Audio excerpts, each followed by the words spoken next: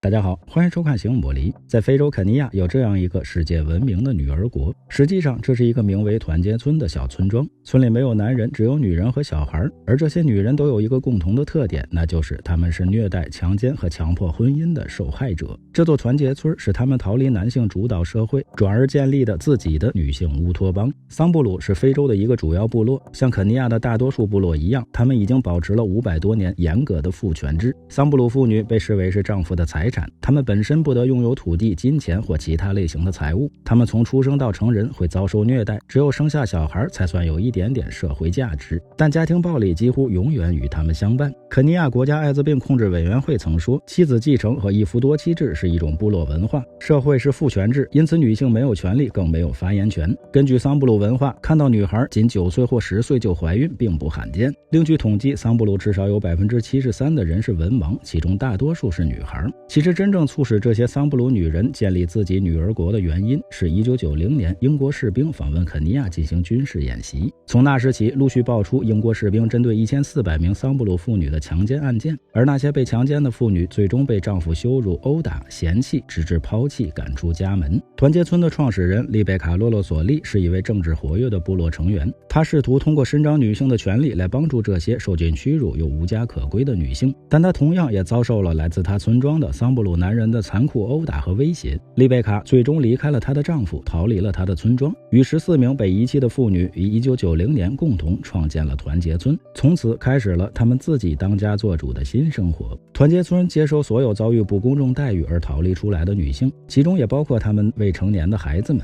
虽然也有男孩，但据说18岁之后必须要离开村庄。丽贝卡为妇女翻身运动不遗余力，曾一度在世界各个人权论坛发声，但在当地社会，这一行为被看作是反叛，受到死亡威胁几乎是家常便饭。有些男人前来团结村寻找自己的妻子，他们进不了村，会被村里的女人赶走。经过近30年的发展，团结村为村里的儿童建造了学校，不仅能够学习各类科学知识，同时也教育女孩和男孩之间的平等观念。村里主要的收入来源是桑布鲁工艺品，女人们每天的工作是制作手工项链，同时为去肯尼亚自然保护区的游客提供露营地，也可以为村里增加一份收入。随着游客的增多，团结村开始执行12美元的入场费，有专门的导游带领游客在村里参观，介绍他们自己使用树枝编织和干牛粪屋顶建造房屋的过程，以及他们几十年来不断追求新生活的动人故事。团结村距离肯尼亚首都内罗毕大概6小时车程，这片桑布鲁农村地区贫困和失业猖獗，婴儿死亡率超过35%，